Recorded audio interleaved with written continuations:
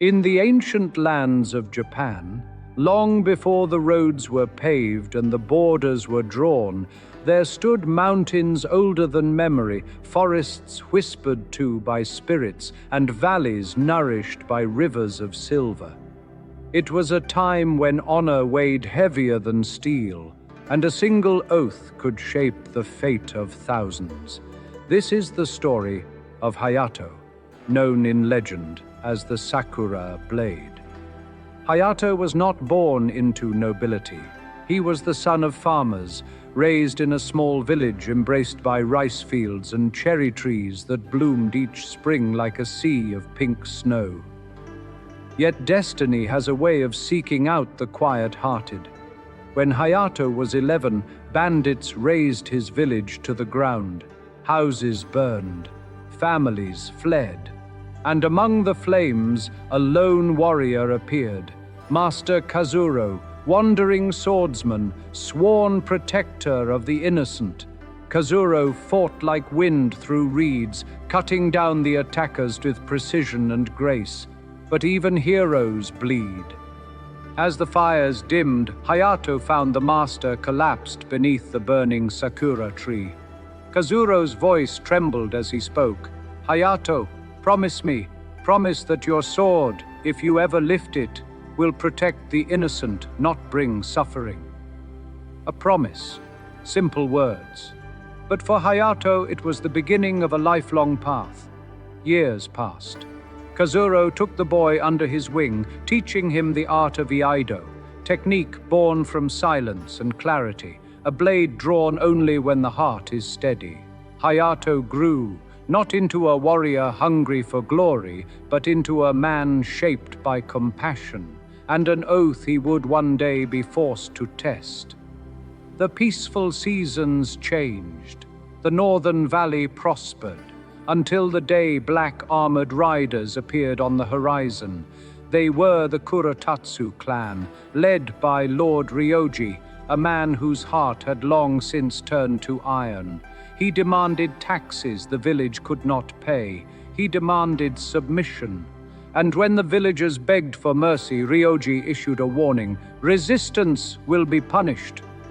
Hayato stepped forward, calm, steady, the same way Kazuro had once stepped forward to save him. "This land has nothing more to give," Hayato said. "Show mercy." Ryoji's cold smile spread beneath his helmet. "Then give me your sword," he said, "in tribute." Hayato refused. So began a chain of events that would lead to war. Ryoji's champion, Genma, a mountain of a man, challenged Hayato. Their duel took place at the riverbank, where cherry blossoms floated across the water's surface like drifting spirits. Steel collided. Echoes rang through the valley. Hayato moved with the quiet precision of Kazuro's teachings, and in the end, Genma's blade was knocked away, but Hayato did not kill him. He stepped back, lowering his sword. "Leave," Hayato said. "Live with honor." It was mercy Genma did not expect, and mercy that Ryoji could not tolerate. That night, Ryoji gave a new order. "If the Sakura Blade wishes to protect the weak, let him protect ashes." The Kurotatsu warriors attacked under the cover of darkness. Flames swallowed the village. Hayato fought desperately, guiding families to safety, cutting down attackers. But even he could not be everywhere at once. An arrow struck him down as he shielded a child. He collapsed, breaths shallow, vision fading, and in the quiet between life and death, he saw cherry blossoms again, white ones, drifting in a dreamlike field. His master stood before him.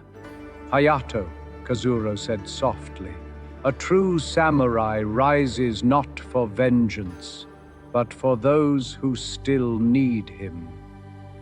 Hayato awoke with renewed resolve.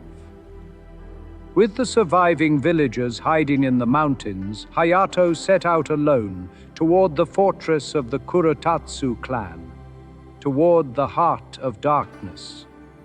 Dawn broke as he reached the gates. Dozens of warriors surrounded him. Hayato raised his blade. But before the first strike could fall, Genma stepped forward. No longer Ryoji's champion, but a man saved by Hayato's mercy. "I will fight with you," Genma said. And together, two men against an army, they charged. Steel sang, armor shattered, sunrise spilled over the battlefield like golden fire. At last, Hayato reached Ryoji. Their duel shook the courtyard. Ryoji fought with fury, Hayato with purpose, and in the final clash, Hayato's blade struck true. Ryoji fell. The war ended. The survivors of the valley returned home. Houses were rebuilt, fields replanted, children laughed beneath the cherry trees once more. And Hayato? He chose to lay down his sword, not in surrender, but in peace. He had fulfilled his oath. He had protected the innocent, just as his master asked.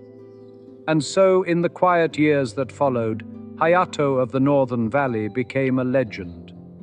The Sakura blade, a warrior remembered not for the battles he fought, but for the lives he protected. His story, passed through generations, reminds us still. Honor is not in the sword. Honor is in the heart that guides it.